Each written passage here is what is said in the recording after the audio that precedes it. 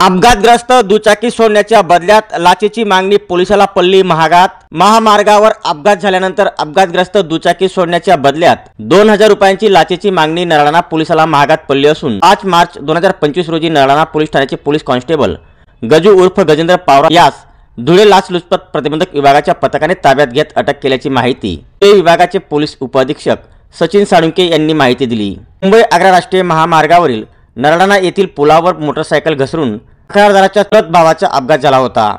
सदर दुचाकी तक्रारदाराची असल्याने त्याने नरळाणा पोलीस स्टेशन गाठले असता संशयित पोलीस कॉन्स्टेबल गजू उर्फ गजेंद्र पावरा याने सदर अपघातग्रस्त दुचाकी नरळाणा पोलीस ठाण्यात जमा असून ती सोडण्याच्या बदल्यात 5000 रुपये लाचेची मागणी केली।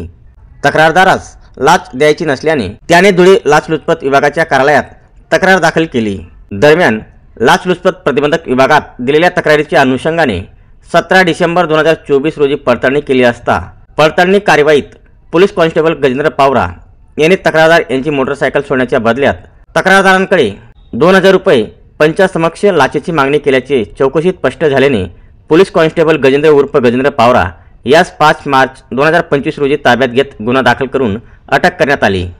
पुढील तपास धुळे लाचलुचपत प्रतिबंधक विभागाचे पोलीस उपअधीक्षक सचिन साळुंके हे करीत आहे। सदरची कारवाई नाशिक लाचलुचपत प्रतिबंधक परिक्षेत्र विभागाच्या पोलीस अधीक्षक श्रीमती शर्मिष्ठा गार्गे वालावलकर यांच्या मार्गदर्शनाखाली धुळे लाचलुचपत प्रतिबंधक विभागाचे पोलीस उपअधीक्षक सचिन साळुंके, पोलीस निरीक्षक पंकज शिंदे, पोलीस हवालदार राजन कदम, मुकेश अहिरे, प्रवीण मोरे, मकरंद पाटील, प्रवीण पाटील, प्रशांत बागुल, सुधीर मोरे व जगदीश बळगुजर आदींच्या पथकाने केले आहे।